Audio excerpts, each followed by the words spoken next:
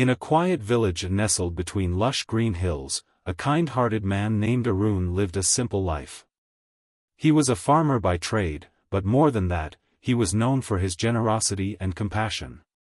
He believed that kindness was the greatest strength a person could have. Whether it was sharing food with the poor, helping an injured bird, or comforting a child, Arun never hesitated to help anyone in need.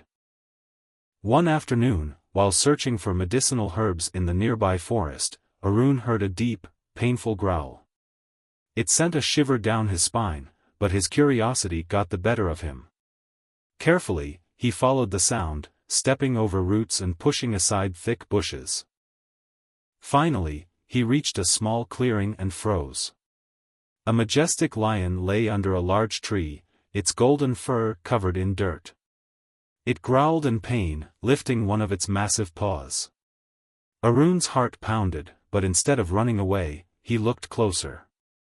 A thick, sharp thorn was deeply embedded in the lion's paw, and blood oozed around it.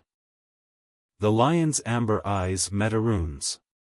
The beast was in agony, but it did not attack. Arun took a deep breath and whispered, "I mean no harm."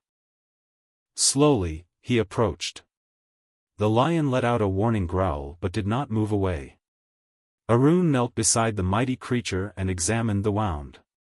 With steady hands, he grasped the thorn and, in one swift motion, pulled it out. The lion let out a deafening roar. Arun stumbled back, fearing he had angered the beast.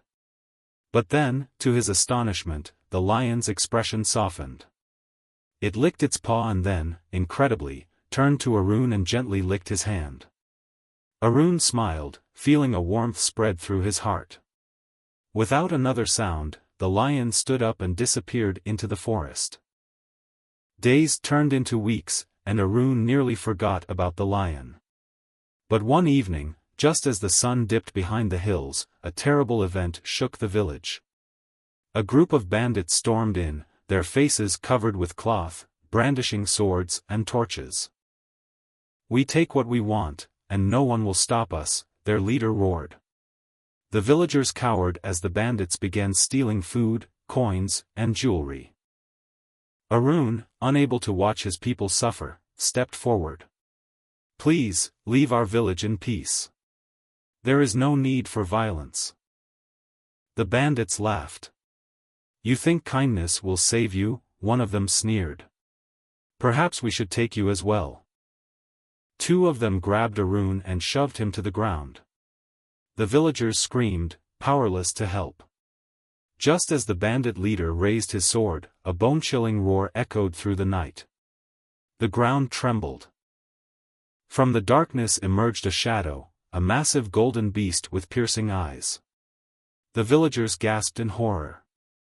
The bandits turned, their faces going pale. It was the lion. The great beast let out another earth-shaking roar and bared its sharp teeth. The bandits, now trembling, took a step back. Before they could react, the lion leaped forward, knocking over two of them with a single swipe of its powerful paw. "Run! Run for your lives," one of the bandits screamed. Panic spread like wildfire. The bandits dropped their stolen goods and fled into the night, too terrified to look back. The villagers stood frozen, unable to believe their eyes. Arun, still on the ground, looked up at the lion in awe. The great beast turned to him and let out a low, rumbling sound, almost like a purr. Arun smiled. "You remember me," he whispered. The lion gazed at him for a moment longer before slowly turning and disappearing into the wilderness once more. The villagers erupted into cheers. They lifted Arun onto their shoulders, celebrating not just his bravery, but the kindness that had saved them all. That night, as they shared food and laughter, Arun reminded them of an old truth. No act of kindness is ever wasted. From that day forward, the story of Arun and the lion was passed down through generations. And though no one ever saw the lion again, the villagers believed that deep in the forest, the mighty beast watched over them, forever grateful to the man who had once shown him kindness. And so, Arun's name was remembered, not for his strength, nor his wealth, but for the kindness that had changed fate itself.